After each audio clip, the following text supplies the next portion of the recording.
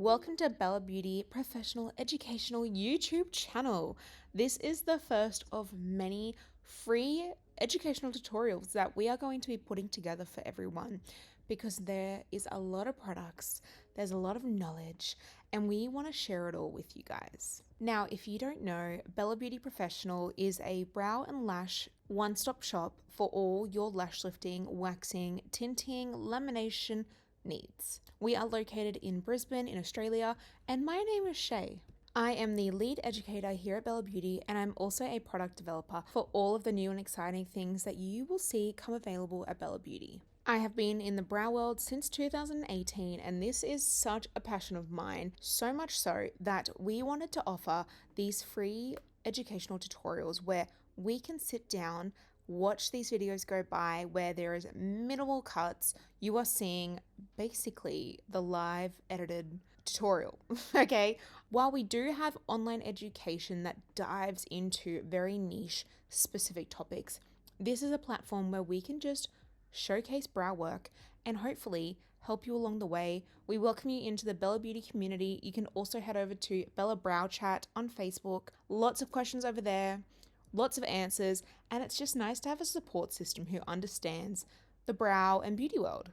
Now, I'm not going to ramble too much about this because if you want to find out more about the Bella Beauty team and all of us here who love brows, you can head over to our Instagram, which is Bella Beauty Professional, as well as our TikTok. But if you're here to watch a Noemi Dye tutorial. We are also mapping the brows. I did skip out on the wax today because I felt like we were already diving into a lot. We're going to save wax for another time. But mapping, this is something I'm so passionate about.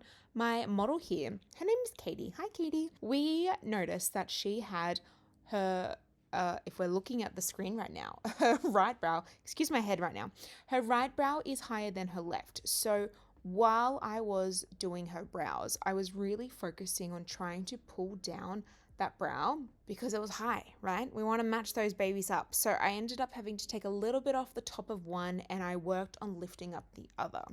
What you're seeing here is a white mapping string from Bella Beauty as well as a sticker ruler. This is a great tool that I've only started using and I don't know what I did without it, right? It makes life so easy. Highly recommend. I know these are currently out of stock, but they will be back. So hopefully by the time you're hearing this, they're up and live on the website. If not, stay tuned, it'll be back. But it is something that you place onto your client's forehead. There is a little middle section that comes down the bridge of the nose, but it kind of gets in the way. So I chop it off before I apply it on the client's head. And then you just line everything up to your numbers, to your A, B's, and C's. I actually don't know how I've come this far without it. I feel like I can switch off when I put this sticker on. I'm looking at the numbers, I'm lining it up, I'm picking my favorite brow, keeping in mind that we're taking one brow down, lifting one up, working on symmetry, and overall just wanting a really crisp brow line, especially on the baseline. And from these baselines that I'm creating right now, you will notice that we have these sparse gaps underneath. And the brow that I just finished is the one that we're bringing down. So you'll notice that there's a bit more sparseness underneath because this is the one that we're trying to pull down. So we're removing hair from the top and trying to apply more product underneath. This is going to help balance out the brows. And when we go to tint, these sparse areas that we can visibly see are going to be the areas that we apply first. And we want to make sure that the tint has enough time to soak the product up, stain the skin, because this is the area that's going to stick out like a sore thumb if we don't get a great stain there. When it comes to pulling off the sticker, I always feel a little bit bad, but as long as you do the first part really quick on the hairline, you're good to go. It doesn't hurt. I've asked all my clients and they say, no, it's fine.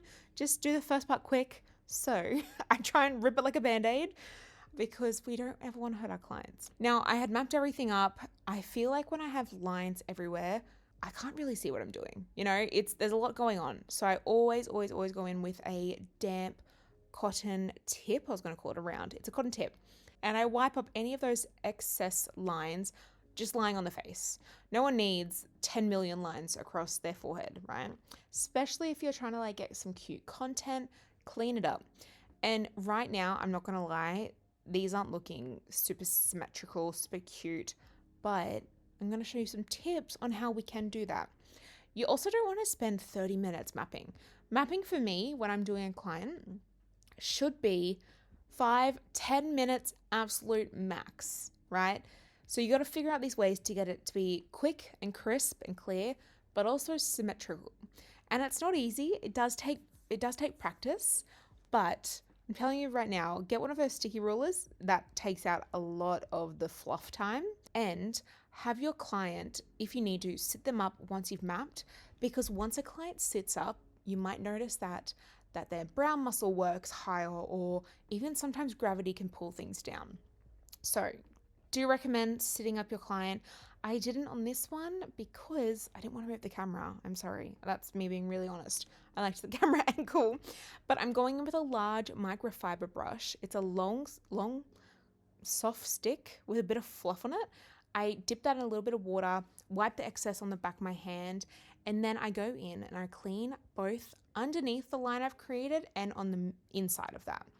This gets a really sharp line. It takes an extra minute or two, and this is what defines the brow outline to be basically perfection.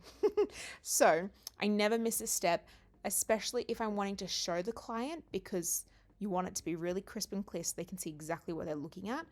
And for content reasons, I'm also wanting to have my work come across very, I don't want to say it, but very, very clean. I was going to say perfect. It's never perfect. No one's ever perfect. So we're going to just not say that. But I always strive for that. That's always my goal. I want the brows to be done to the best of my ability. And sometimes you just want to be a little bit of a perfectionist, but you've got to be mindful of the clock. So lots of movements that I'm doing, these little swipes inside, underneath. I really want to make note though, baseline is going to be where I'm drawing a lot of attention to, because on her baseline is where we've got to do most of the work. We have those little sparse spots, and we want to make sure the tint goes directly in there first. Now, we are using a range called Noemi, and they have created this brow primer. If I had done this the right way, I would have done this before mapping, but I forgot. So I am sorting it out. I'm putting the primer again on a new microfiber stick, dipping into the primer, wiping excess on the back of my hand, and I am applying this primer inside my mapping line.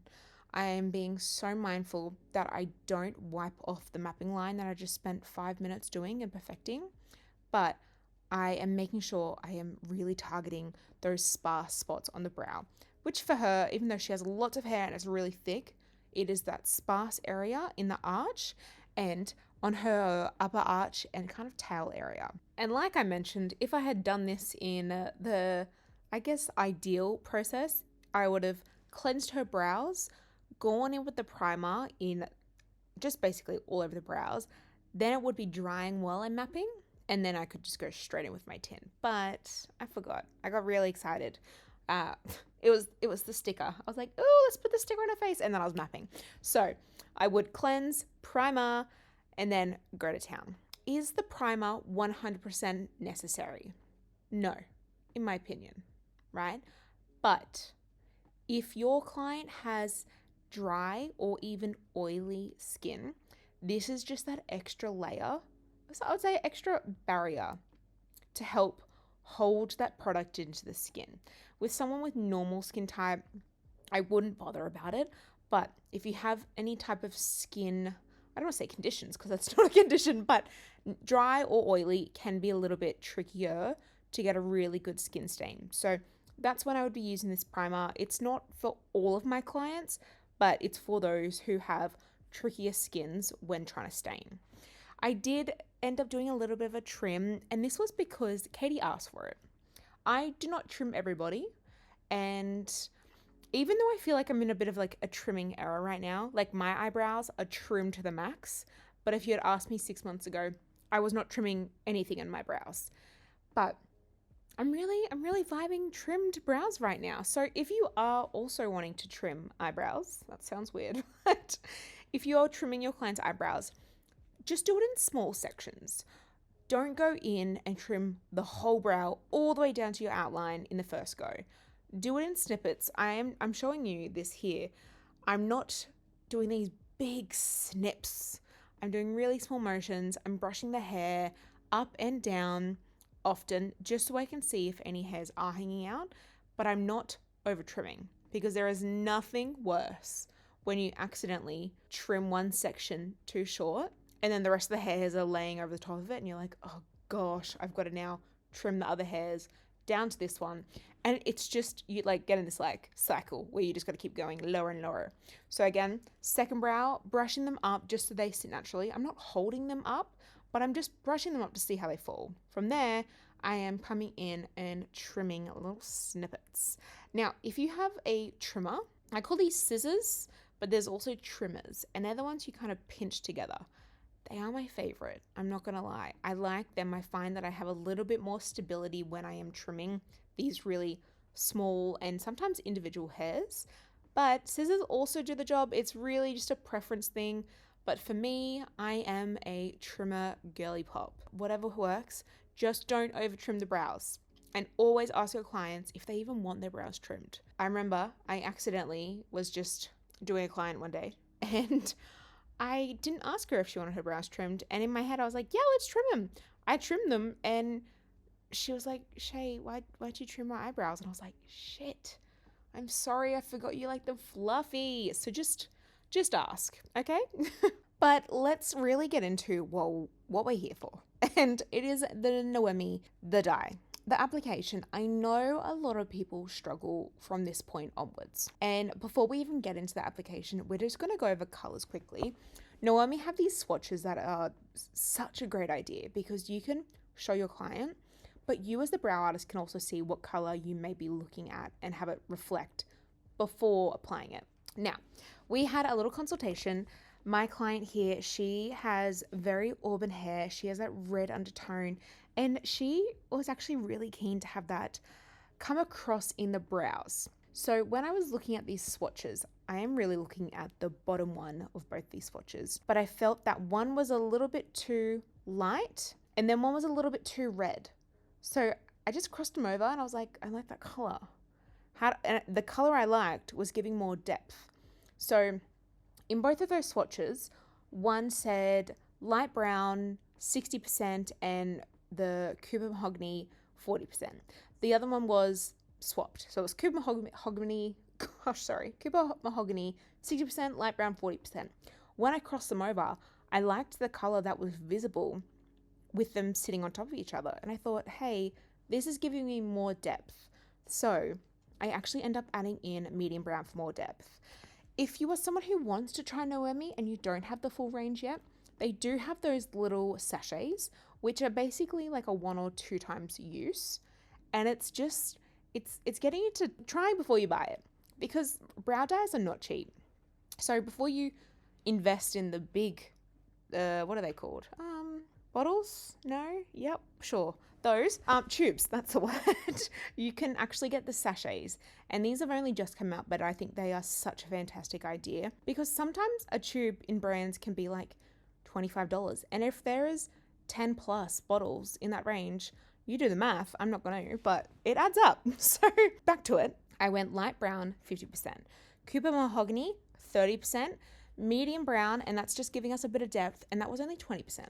Then I went in with the gel developer, and if you're listening to this and you're looking at the Noemi range, only get the gel developer. I'm telling you this because there's a lot of developer options in the cream range, but if you want an intense stain, no matter what color you're using, just go the gel developer. I'm here to tell you that.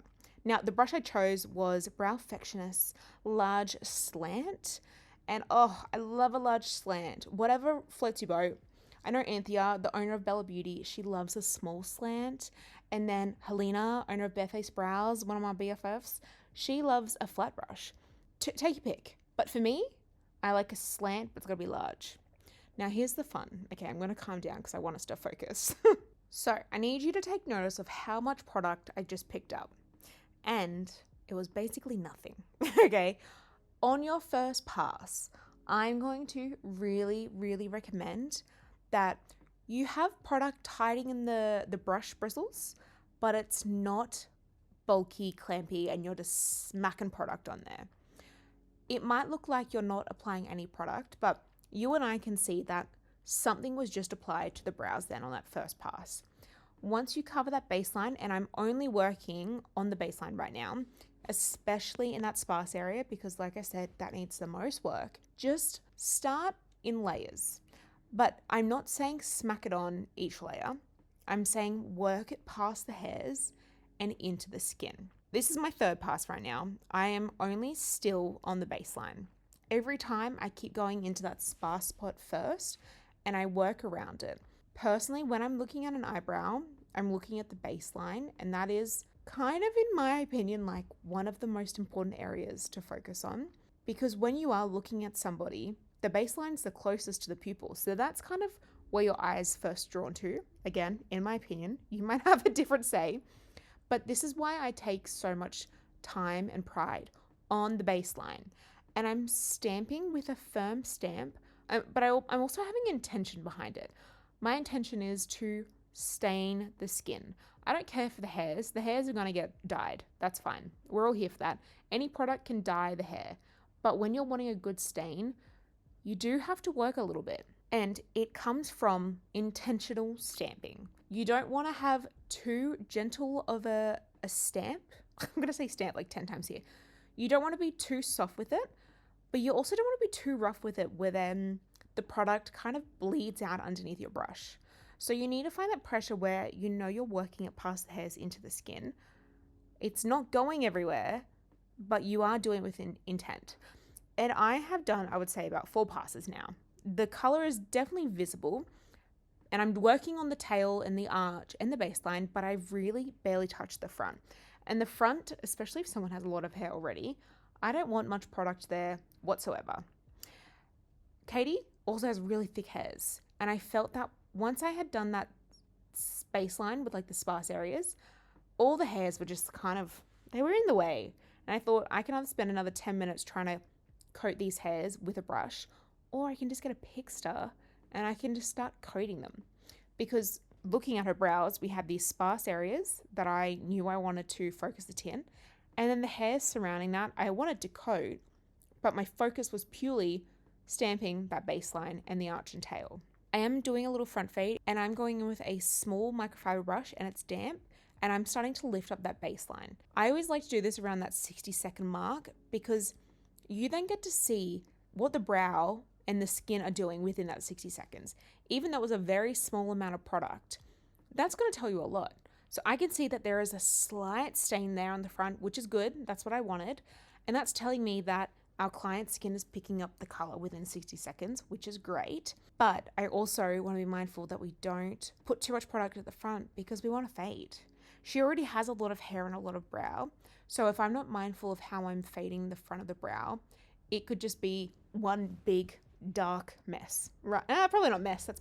That's a bit of a harsh word, but I really just wanted a nice soft front, but I had to focus on the baseline, because like we saw at the beginning, we had to do a little bit of work on these brows by pulling this exact brow down and focus on that baseline stamp.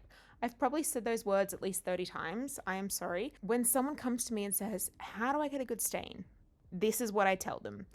Focus on the baseline, work on the sparse spot first, and have intentional presses into the skin with your brush.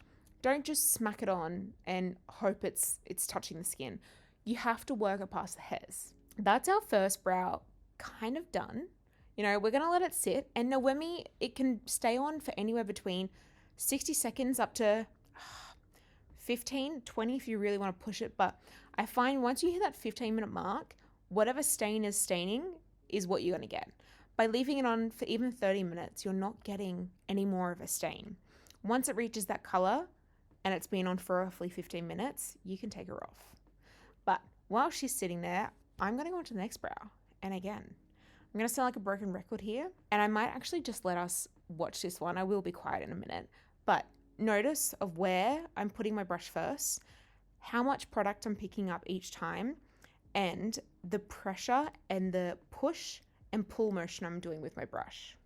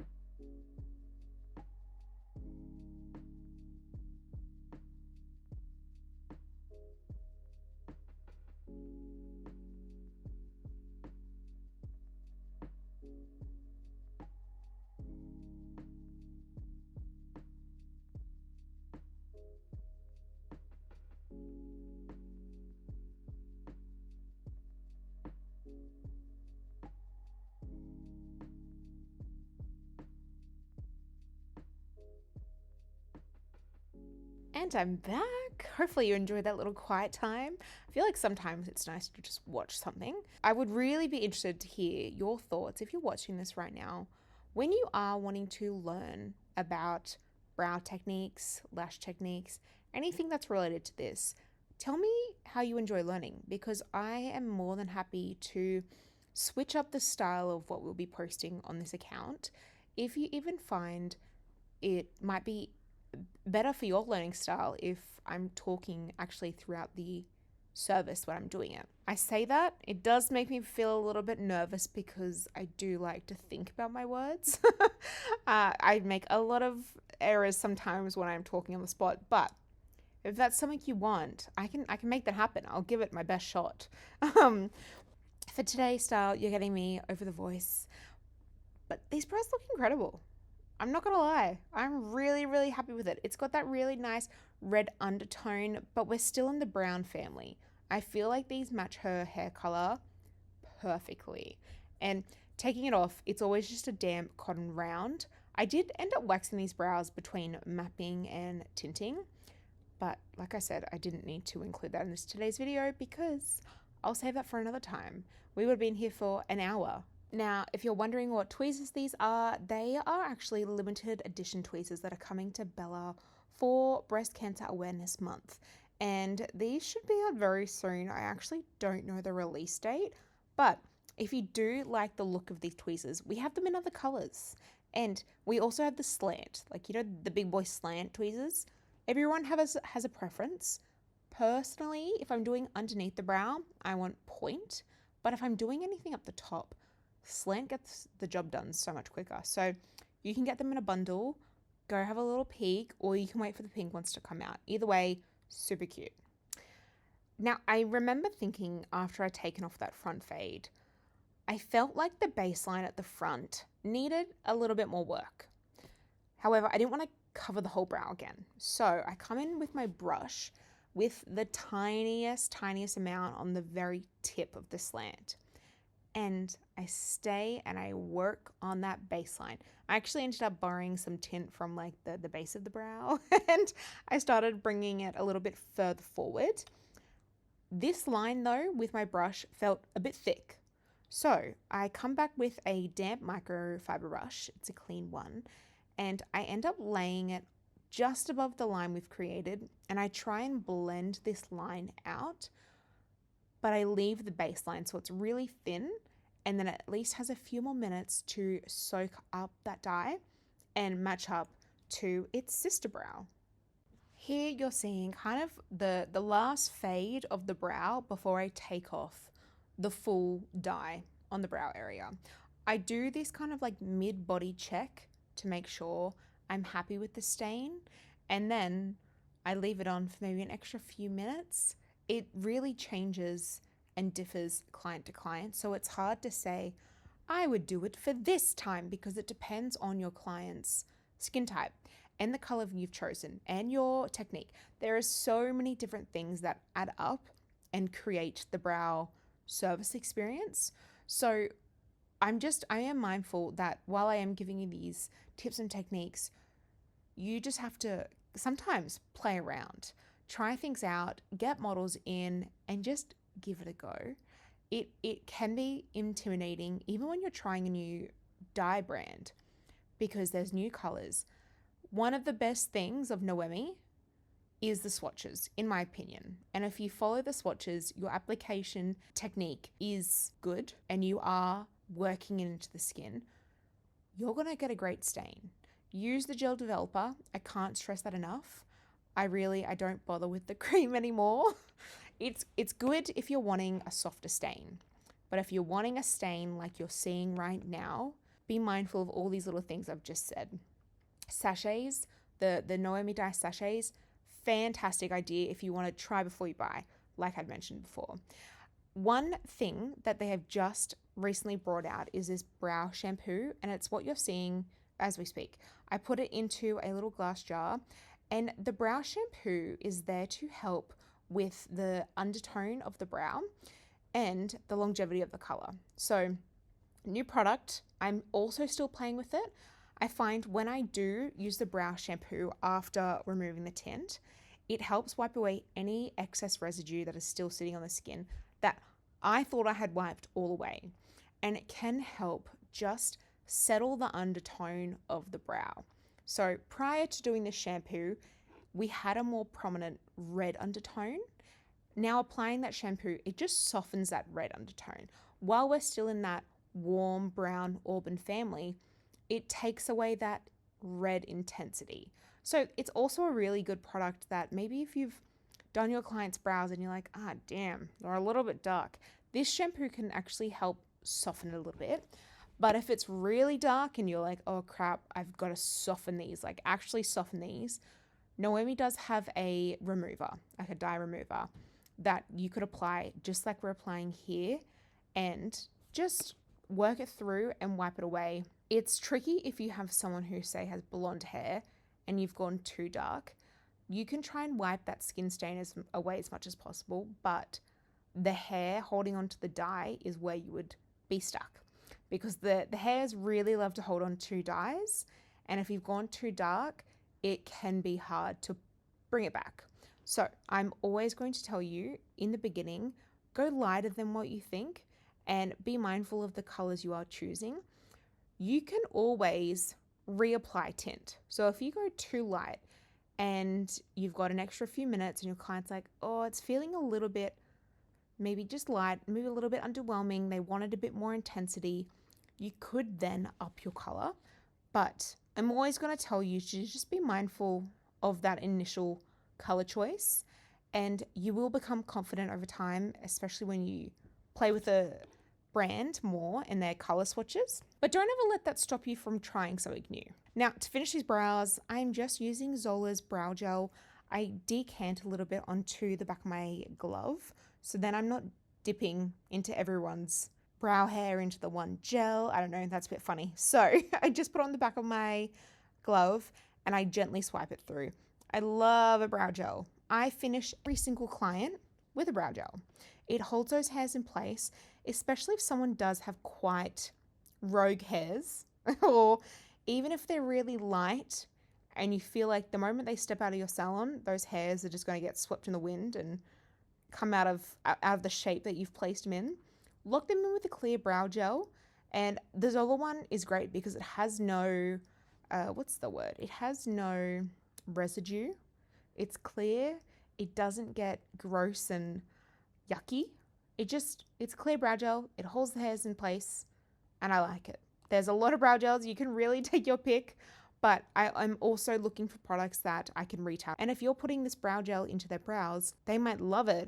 Well, they will love it. And you could say, hey, I sell this one. Do you want to grab one? Boom, retail price too. Love it. Let's recap this whole thing. Noemi Dye. We did a light brown, Cooper mahogany, and medium brown. 50, 30, 20%. We used the gel developer. We worked on the baseline. We used the brow shampoo, and we finished with the Zola brow gel. I hope you guys loved this. I had so much fun filming this, and I cannot wait to see what else we do on this channel. Any ideas or suggestions? We would love to hear from you guys. Thank you for watching.